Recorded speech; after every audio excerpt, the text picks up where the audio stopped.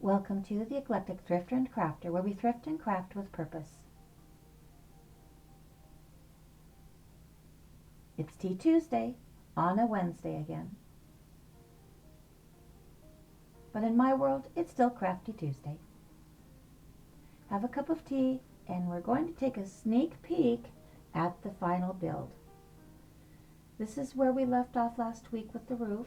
As you can see, the whole of the roof is done. It took 2 gallons of black paper mache to do the roof.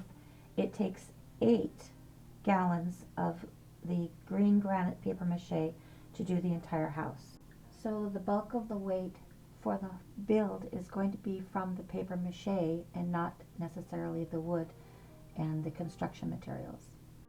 I mixed the French green clay with plaster of Paris. You can use talcum powder, just something very simple. Next time I'll use powder rather than the plaster of Paris, but that's what I had to create a release agent for the mold.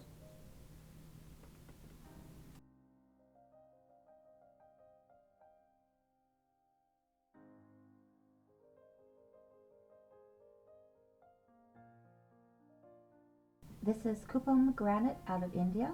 It reminds me a lot of Connemara marble, and that's the color I'm going for. I might do a little more coloration and spackling before the final reveal, more toward the holidays, but we'll see. Your mold will get a little tacky as time goes on because the paper mache is, different batches are going to be a lot more damp than the others.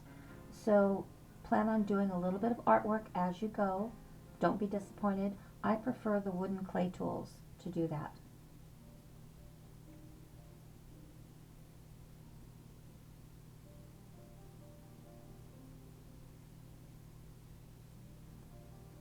We're going to press the paper mache into the mold. Once the mold's filled, I'm going to put a baking sheet on it and give it a nice roll out.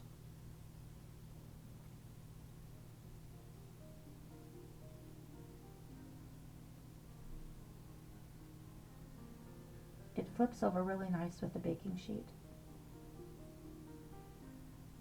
Just gently pull it off and you have your nice texture.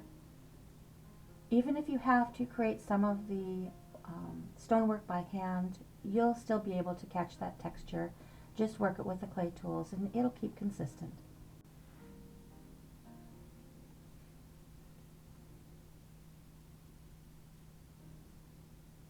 My workspace is very small, so working with these large pieces is very difficult to film. Now I am taking tacky glue. I am going to cover the surface of the frame with the glue, just to be on the safe side. I did stud it with the screws, but the tacky glue will be just fine, I believe. Along with the paper mache, it has its own adhesive in it, but I think I decided to do this just because it was such a large piece and the pieces were quite tall. I'm going to put WD-40 on the spatula to help it release. And we're just going to scoop sections of it up at a time. That's the bit you can't see. There we go.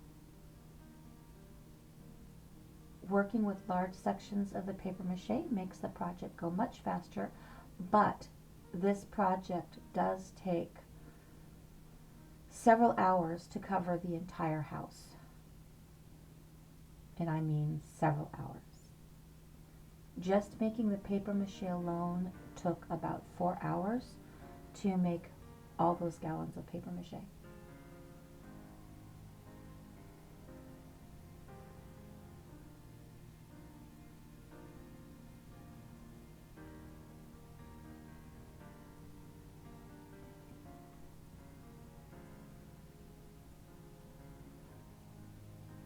The light during the day changes, that's why you're seeing the color, but this is more accurate color of the piece.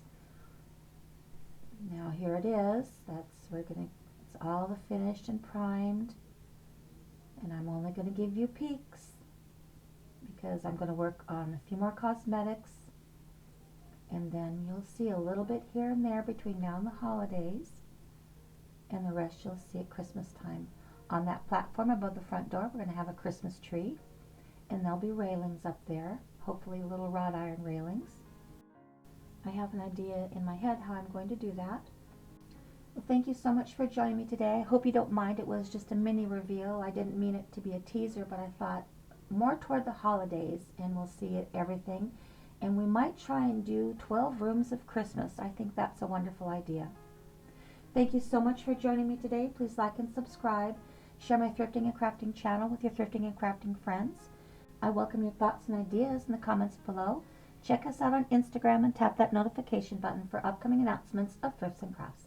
But most of all, have a lovely, lovely day.